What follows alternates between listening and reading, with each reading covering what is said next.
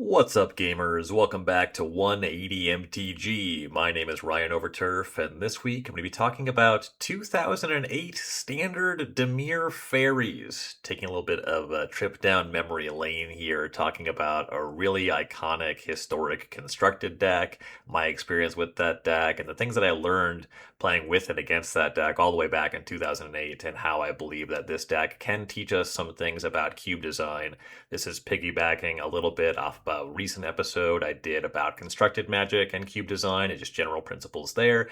And also an episode I did a while back about the standard Agatha's Soul Cauldron and VV Orniteer combo deck and breaking that down and how there's some fun to be found there for cube that people seem to like. And I think there's a deep well of different constructed decks and different lessons that they can teach us about design that I would have experience with, either more recent or further back. I'm going almost 20 years back, reaching for Faeries here, but it's a wildly impactful deck. It's certainly a deck that left its mark on Magic, whether you're aware of it or not. I think it's definitely part of the reason that we did not go back to Lorwyn for so long. An aspect was definitely limited, but the Faeries deck had some very negative aspects on constructed, and I want to do more of these episodes where I take a look at a specific constructed deck, be it old or new. I've had it in my mind that I want to talk about standard Bloodbraid Elf Jund on the podcast here and how that deck offers a lot of insights about deck design and cube design. But in thinking about that deck and how to explain what that deck was and how it existed at the time, my mind went to Blue Black Fairies. I'm not going to immediately do the Jund episode next week. It's something that I have a pin in. I will come back to it. But look out for that in the future. I won't say when, but mostly what I'm saying is that I think that Blue Black Fairies is a little bit more foundational, can offer some more fundamental building blocks when it comes to deck design and cube design. It is a deck that has some really loud aspects that I want to break down today. I think Blue Black Fairies from 2008 can be broken down into really clear lines of categories of cards that you can use to inform deck design, which then informs cube design. So there's a lot that's really meaty to unpack here. And for the purpose of today's episode, I'm going to talk about one specific Fairies deck list. There's going to be a number of differences. This was a deck that was dominant in standard and block constructed, showed up in legacy and extended. But for the purpose of today, for the ease of digestibility, I'm specifically going to be referencing Auntie Mullen's 2008 World Championship winning deck list and the cards that existed in that deck to break down these categories. Before I get into that, I want to call attention to the link I'm going to have in the show notes, once again, to some Minnesota-based mutual aid organizations. The first of the month is coming up, rent is coming due again, so I will personally be contributing to some local rent relief funds, some food assistance programs, really important to keep your neighbors housed and fed. It's a really difficult time in the country and the world. There's a lot of bad going on, a lot of powerful people invested in making the world a worse place, but there are more good and kind and generous people than there are bad people. The power dynamics are pretty scuffed. Things are bad right now, but that does not mean that we don't have power. Individually and collectively, we do, we can, and will make the world a better place, but that does involve us taking some steps on the regular to make that the case. So if you have the funds to spare, mutual aid is one of the quickest and easiest ways that you have to help improve the world around you, and all together we can work to make this world a better place than the way that we found it. All right, now back to Magic, back to 2008, back to Dimir Fairies. At the time, this deck was very much the boogeyman of multiple PTQ formats. It was the deck to beat in many tournaments that I played in. When it came to actually preparing for these tournaments, I've always been somebody who likes to brew my own decks, and a lot of people that I played with, I think that that was also just kind of more common back then, largely because information was harder to get a hold of. When I think about Magic in 2008, it would be years before I even heard the words sideboard guide. Just it was a lot harder to come across a good deck list, and you had to do more work on your own to have good plans for playing that deck. It wasn't like logging into Arena today and everybody having good decks and a decent idea of how to play them. Mostly people had bad decks, no idea how to play them, and not a prayer to defeat Dimir Fairies in a tournament. But one thing that I always did for the play group, it's really important to play against the best deck. And personally, I learned a lot playing with the best deck. So I was always the guy playing Faeries in our playtest group, never registered in a tournament. I've rarely been one to register the best deck in a tournament, but Fairies, so aspects of this deck really spoke to me. It was this deck that kind of oscillated between being controlling and aggressive. It was a typal deck. Many of the cards were fairies, and you won games by attacking with fairy creatures, but you did a lot of controlling games with really powerful control cards, and you would oscillate between being the beatdown, being the aggressor, or being in the control role. So kind of a tempo deck in that way. And I learned a lot about how the deck ticked playing it in playtesting all the way back then. And I think that there's a lot going on in the Fairies deck in terms of design. A funny memory that I have is that people would register Fairies for tournaments back then. And when you just fill out a deck registration sheet, you would write your deck name, deck archetype, and there'd be a spot for a deck designer. And people would write in the Morning Tide design team when it came to Fairies. Just a lot of individually powerful cards that anchored this deck up and made it the monster that it was.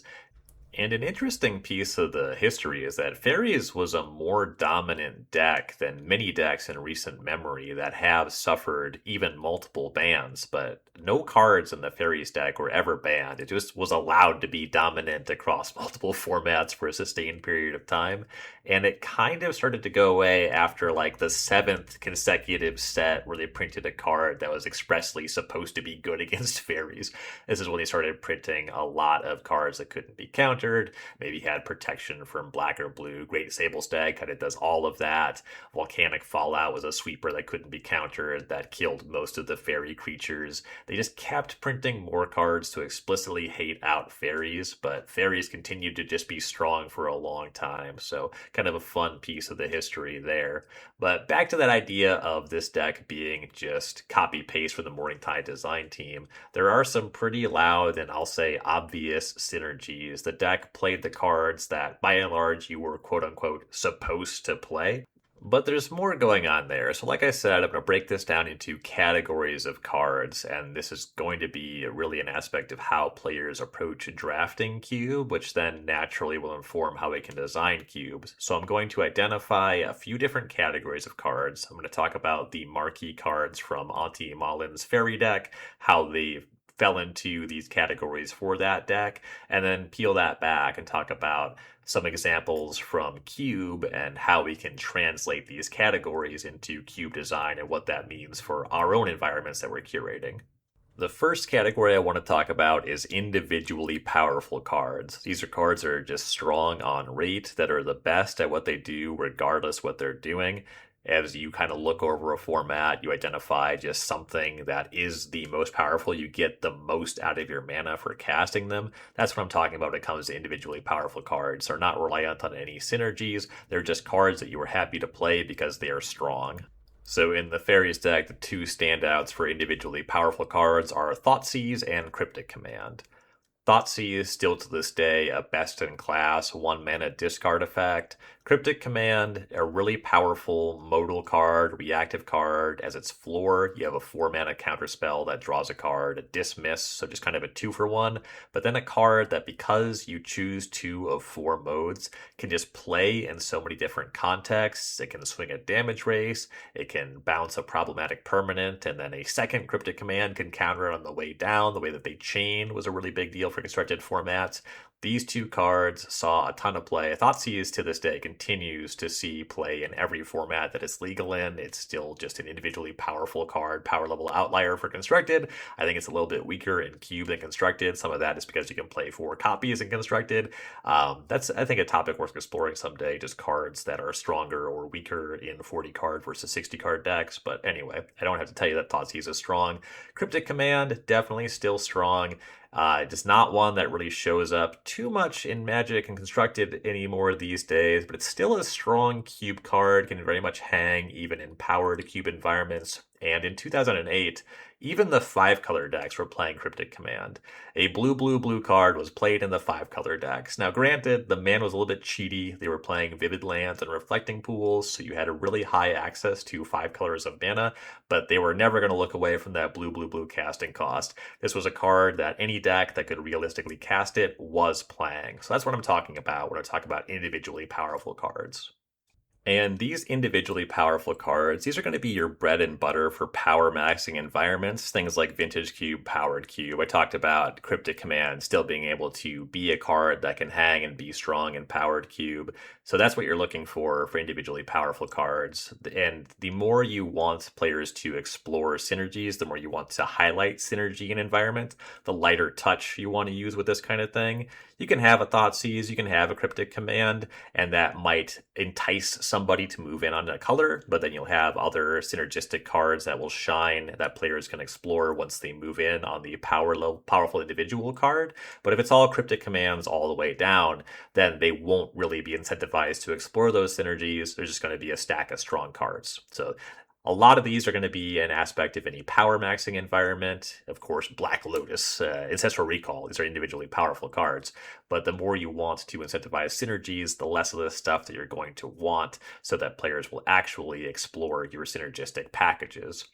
And it just so happens that with Thoughtseize and Cryptic Command, these are both interactive cards. There's nothing about individually powerful cards as a category that means they have to be interactive.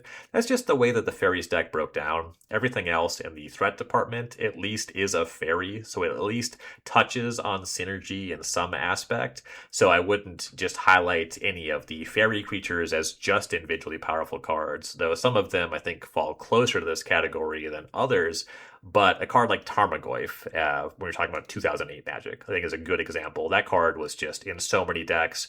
There were mono blue decks splashing Tarmogoyf. There were Merfolk decks that played Tarmogoyf, like Legacy Merfolk just played Tarmogoyf. At least some pilots did back then. So that's an example of an individually powerful card that would just be like a threat. So it's not only interactive cards, it's just the interaction was where Fairies had. It's just cards you would play no matter what, cards that any deck would be happy to play, your individually powerful cards. I mentioned that Fairies did not suffer any bans while it was legal in standard or block constructed, but I think that if you were to go back applying today's sensibilities, kind of the wisdom of how Magic formats are handled today, you could make an argument that Thoughtseize could have and maybe should have been banned both times that it was legal in standard. It's just kind of the most context agnostic card, the card that most disincentivizes trying to build a deck to do something cool, just generically strips apart the best card in your opponent's hand. And Thoughtseize was a lot stronger in 2008 because there's a much wider delta between your strongest card and your weakest card. So Thoughtseize is a huge aspect of what allowed Fairies to maintain its dominance. And that's why you want to use a lighter touch if you want to push players to explore synergies in your cube.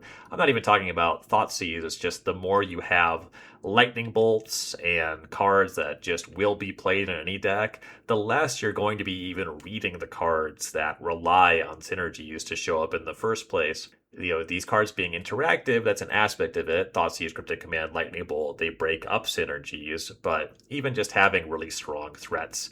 If all your creatures do something when they enter the battlefield, if you got a deck full of Flametongue Kavus and Muldrifters and Planeswalkers, there's not much incentive for you to explore synergies. And you can explore space like Blink, but I don't even know how much I would call Ephemerate a synergy card. You do have to control a creature to cast Ephemerate, but it's just so strong, and the boxes it asks you to check are just so minimum. It's really easy to play that in most any deck. Kind of like I wouldn't call Smuggler's Copter a synergy card, because you have to control the creature. The creature only need one power. That just makes it so really easy to check the boxes of putting that card in your cube. A card that people talk about a lot as not being a synergy card is Fable of the Mirror Breaker, because on rate it's just so powerful. And there's stuff you can explore. There's like decks and environments where I think you can make an argument that Fable of Mirror Breaker can be a synergistic card, but the box that it mostly checks is just being an individually powerful card. And the more Fables, Copters, Lightning Bolts, Thoughtseizes that are in your environment, the less players are going to be paying any mind to any synergies that you wish to be explored instead.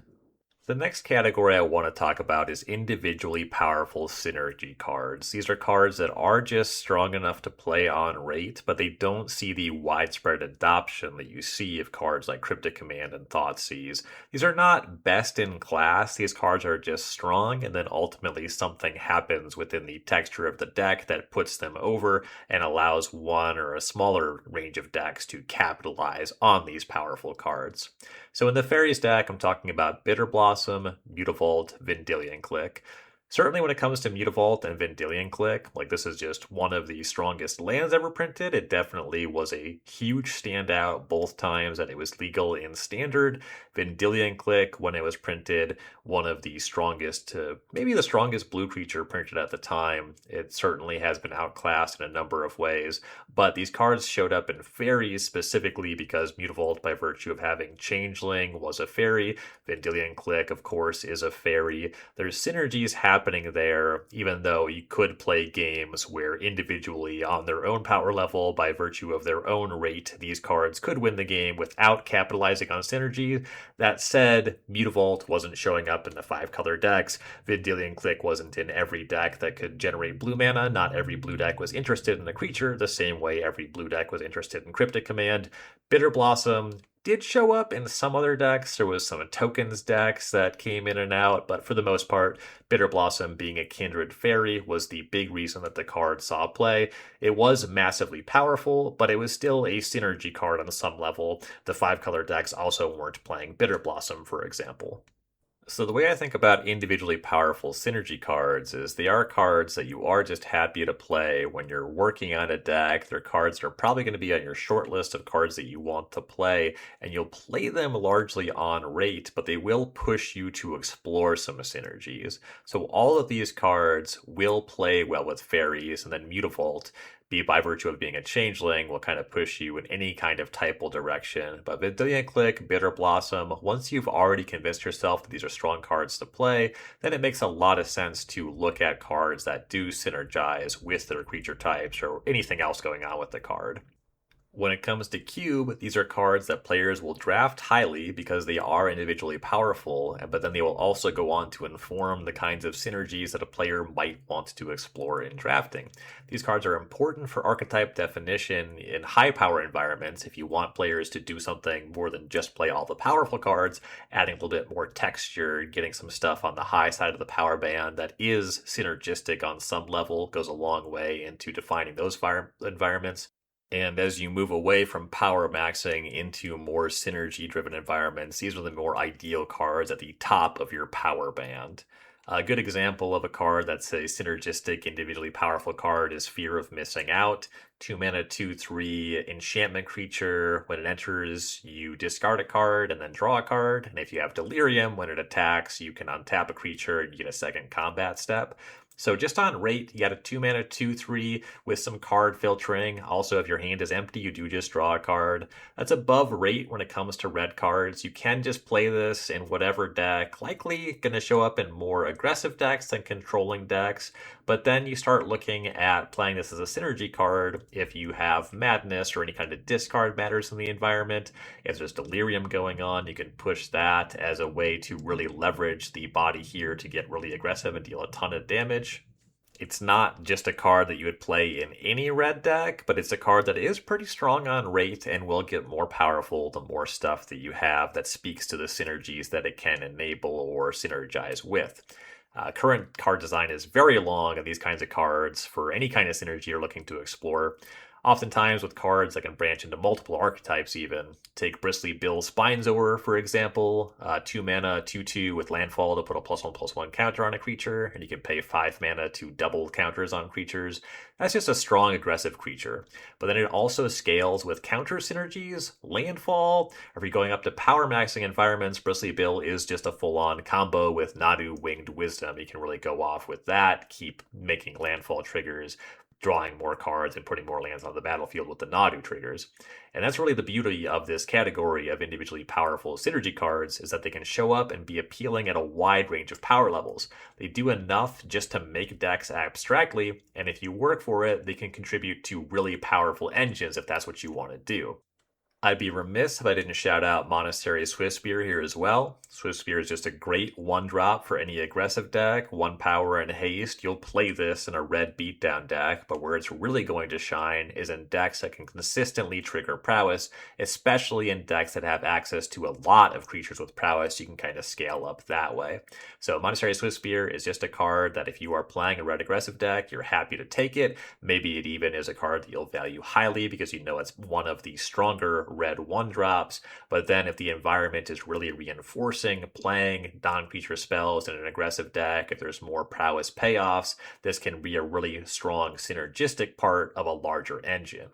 Individually powerful synergy cards are the category that I feel is most important for developing synergy-driven environments when it comes to my more synergistic cube environments. This is the category I tend to use the heaviest touch with. These are cards that players are happy to pick up early and will regularly make decks, whether the synergies come together or not, so people can at least play games, but they will incentivize players to explore synergies, which is really what you're trying to do when you design a synergy-driven environment. So individually powerful synergy cards, really important, at least when it comes to my sensibilities, and that's going to be for higher power level synergistic environments, admittedly, but not power maxing. You're still going to be exploring synergies, just with cards that players can more comfortably latch on to with first picks. The cards like Bitter Blossom, which are just strong, but will push you in a specific direction.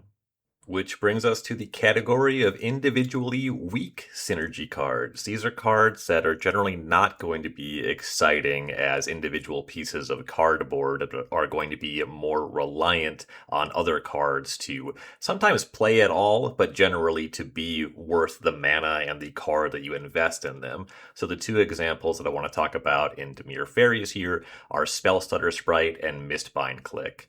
Spellstutter Sprite is a 2-mana creature. When it enters, you can counter a spell with mana value X or less, where X is the number of fairies you control. So costing 2, and as a baseline, if the Spellstutter Sprite is still alive when its trigger resolves, you can counter a 1-mana spell. So you're trading down on mana there. That's tough. You're not going to catch your opponent's 1-mana creature their turn 1 play. With your Spellstutter Sprite, you just won't have the mana to do that. So you want to make sure you're getting a good clip of fairies so you can actually counter something meaningful as the game progresses. Really important interaction in the Fairies deck was having Bitter Blossom on turn 2, which would give you a stream of fairies so you can Spellstutter Sprite something as the game goes along. The lower mana value of your cube, Spellstutter Sprite could play more as the game progresses. There's just going to be more 1-mana spells being cast, but for the most part, it's not a very exciting, just individual card. I did have it in the Tempo Tubert for a while. That's a cube that has a good amount of 0 and 1-mana stuff, a lot more 1 than 0, but anyway, even still, it was a card where you spent 2 mana on it. Sure, it's a counter spell, but it didn't really feel great as an individual card. Kind of need more stuff going on with it. And to be clear, playing a bunch of fairies is not the only way to leverage a Spellstutter Sprite. It's a creature that's carried a lot of Umezawa's Jites in its time, putting a Sword of Fire and Ice, just strong equipment with a 1/1 Flash Flyer. That can be real, but it's just not the most exciting body. There's often going to be stronger individual creatures to play, is kind of the point I'm trying to get across here. And then when it comes to Mistbind Click, this is a card that you just can't put in a deck on its own. It has an ability called Champion, where when it enters, you have to champion a creature for it to stay in play, otherwise you have to sacrifice it. When you do champion a fairy with Mistbind Click, it's a 4/4 Flash Flyer for 4, and when you champion a fairy, you get to tap all lands your opponent controls. And this was a really powerful card in Standard. The reason that you're regularly not going to see it in Cube is because having a high enough volume for fairies is a pretty tall order. It's very parasitic, but it's very strong once you check the right boxes. Mistbind Click was one of the stronger cards in the deck, but it's individually weak because you can't just put Mistbind Click in a deck. To the extent that you can cast Spellstutter Sprite as your only fairy, you just can't do that when Mistbind Click actually just requires a second fairy to function at all. So that's why it's individually weak, even though it is a powerful synergy card. If you have the right deck, Mistbind Click is very strong. And it does highlight something that I do want to highlight about individually weak synergy cards, is that Mistbind Click was part of what really made Fairies a dominant deck. It's something that was referred to as the squeeze with Cryptic Command and Mistbind Click. If your Fairy's opponent had access to 4 mana, They could have Mistbind Click or Cryptic Command at any time. That could mean in your upkeep they're tapping your lands down. That could mean in combat they're flashing in a 4/4 blocker. That could mean at the end step they're flashing in a 4/4 attacker. They could counter any spell, bounce any permanent, tap all of your creatures. And that's just so much stuff that you have to consider when they just sit with 4 mana up. And that was one of the real strengths of the Faeries deck. And so what I'm highlighting there is when it comes to individually weak synergy cards, they can really shine if they properly subsidize individually powerful cards.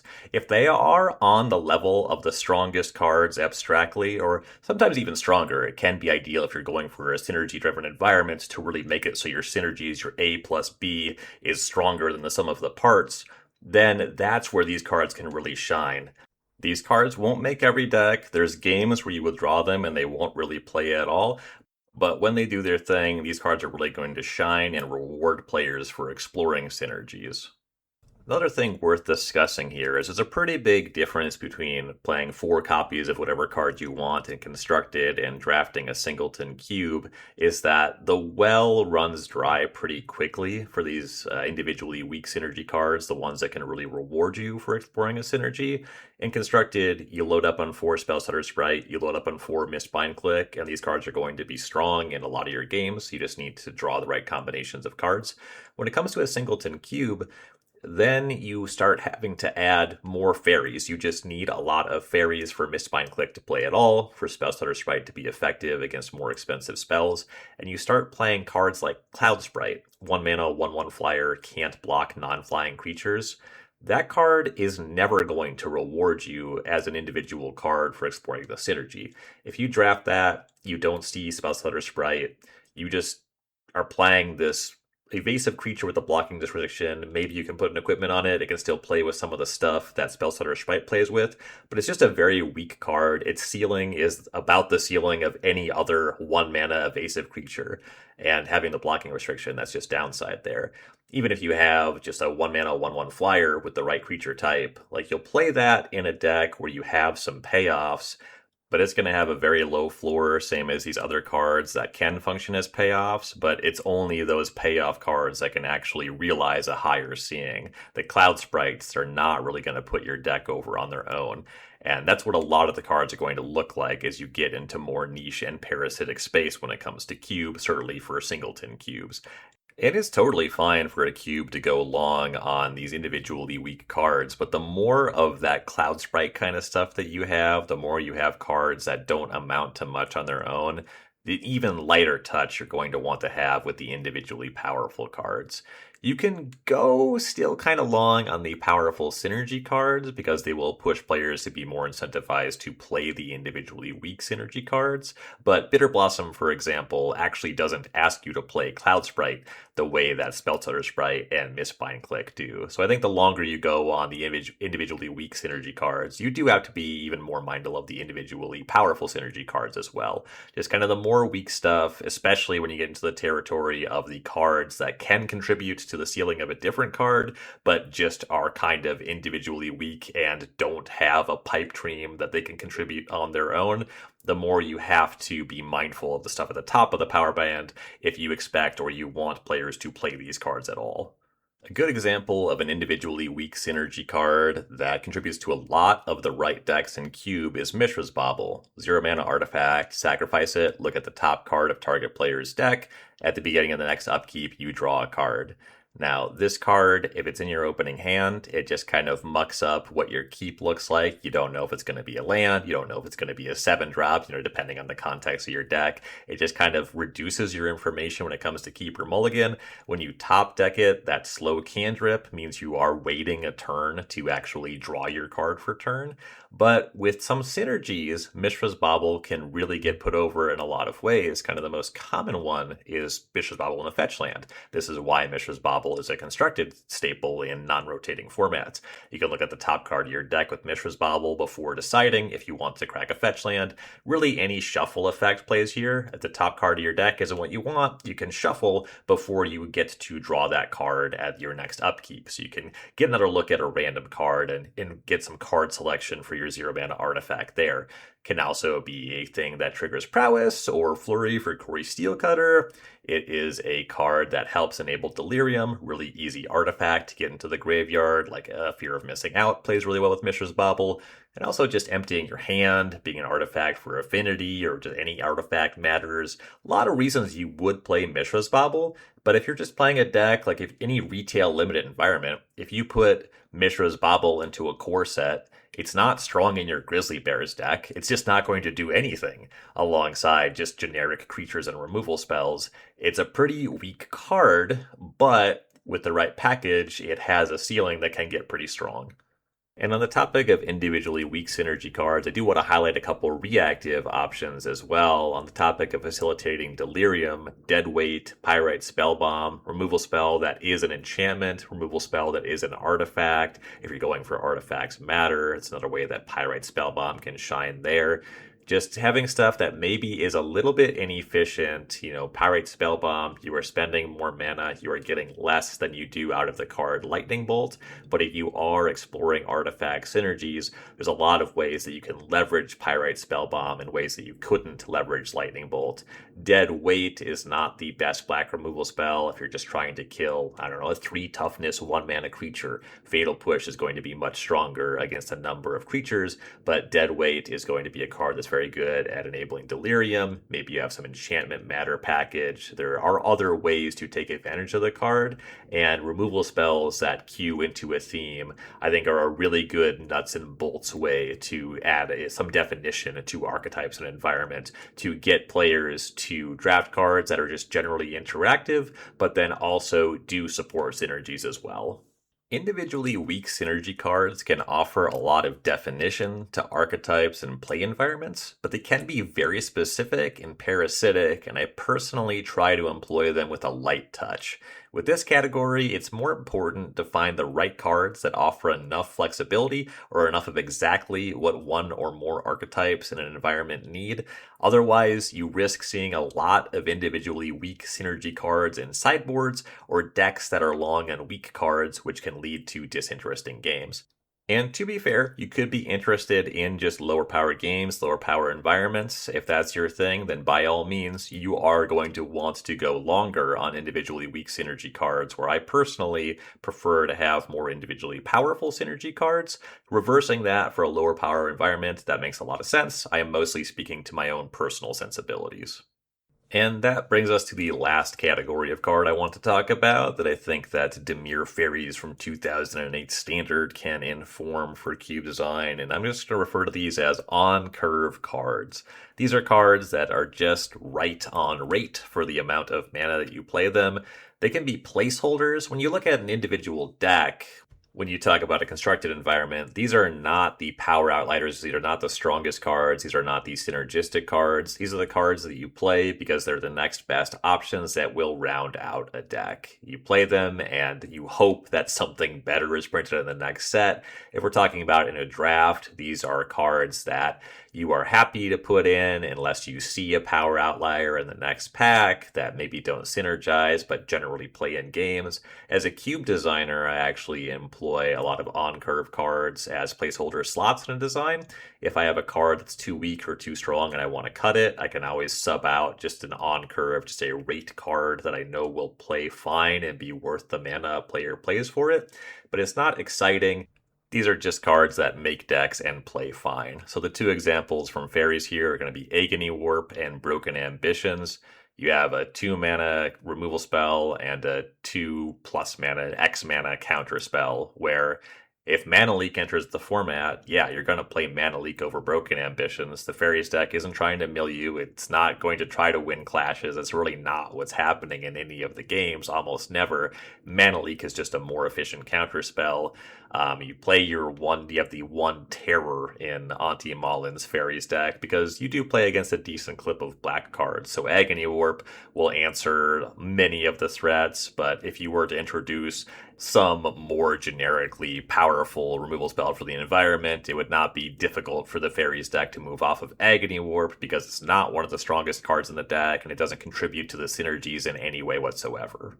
And while the rate cards in Fairies are a couple interactive options, this can also be creatures. Like when it comes to Cube Draft, it's pretty common. I'll play a 2 mana 3/2 with some text in any deck, but it's often the kind of thing that I'm looking to replace with something more synergistic, something a little bit more powerful. But a 2 mana 3 power creature is a card that can close a lot of games of Magic. You're just trying to deal 20 damage. It's also something that can block, it can pressure planeswalkers. So cheap creatures or just creatures that give you your mana's worth without synergizing are easily something you can just kind of fit into any deck because they just play in games of Magic.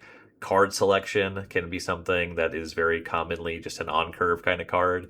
Really funny aspect of Auntie Malin's Fairy deck. There's one Ponder in the sideboard. This is a really fun, antiquated aspect of where Magic deck building was at that time. When Ponder was first printed, we did not appreciate what we had. And, some of it is that there weren't fetch lands. It was harder to really leverage Ponder where you could keep one of the top three and shuffle the rest. If you weren't looking for a very specific thing, Ponder wasn't the best way to do it without any kind of shuffle effects necessarily. But that said, we also weren't playing as many Ponders as we should have been in Legacy. So the one of sideboard Ponder is very amusing, but it's a good example. Card selection can be an on-curve card. Now, to be clear, Ponder is maybe more of a standout, individually powerful card, certainly a card that you're happy to have in any combo deck, but card selection stuff, maybe in the more impulse space, is more replaceable, but you will just play it in any deck because it plays fine, and you generally get your mana's worth on it.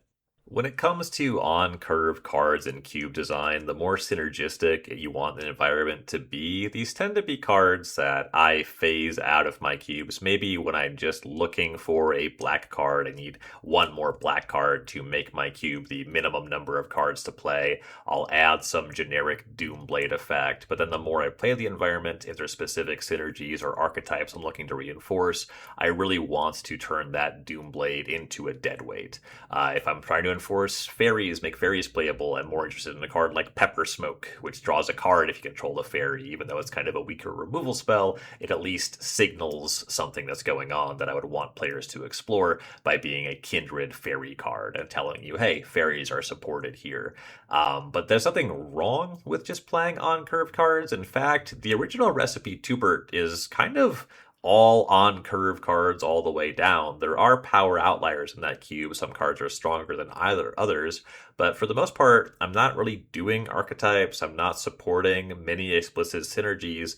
The original recipe Tubert was largely just an exercise in seeing what a playable 180 card cube environment looked like, and a lot of that did involve just trying to have all the pieces being broadly on some level interchangeable. And so if you just care about an environment being playable, on-curve cards, maybe that's your ideal play experience. I mean, I think that the original recipe Tubert is a very fun cube. I still cube it from time to time, even though I have many other cubes to choose from with more specific things that I enjoy about Magic, more specific archetypes and synergies.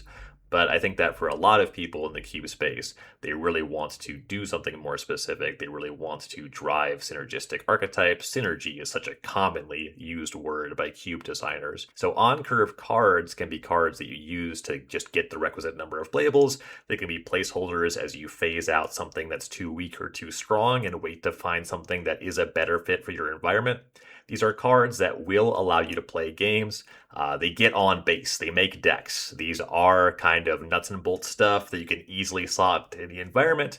And the more specific you want your environment to be, the more you will phase cards like this out for either individually weak or even powerful synergy cards to push players and environments in specific directions.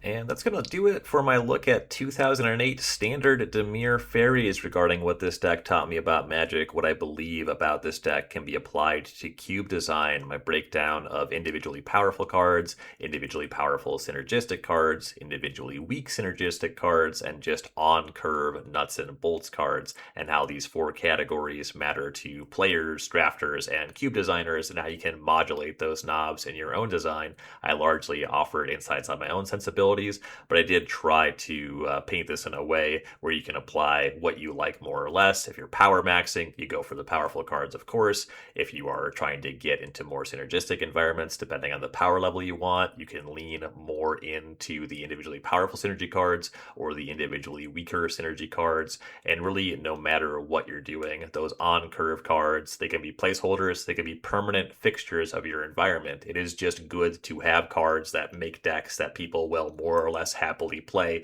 in any kind of play environment. So, thank you for listening today. I'm enjoying going down these weirder, really specific lanes when it comes to forming my thoughts and my perception on cube design. I think that it can be really unapproachable to get into really deep, abstract theory. So, finding something concrete to latch onto, I think, is really useful in terms of both solidifying my own thoughts and then trying to share those with others. So, thanks again for listening. Definitely let me know what you think of this one. I do intend to do more episodes in this space. I personally think that this is good, so hopefully you all like it as well. Maybe there's a specific kind of deck you're interested in insights on. I do know Bloodbraid Elf Jund. It's definitely on the list. I'm going to do that at some point. I think that that deck does offer some really specific things to the world of Magic and did shape the game moving forward from that time period. So it's going to be a cool one to look back on. But for now, thanks again for listening, for doing whatever you do to support the podcast, for taking the time to like, comment, review, share, subscribe, all that jazz. Take care of yourself, look out for your neighbors, be well, be good, and I will be back next week talking more Cube. Later, gamers.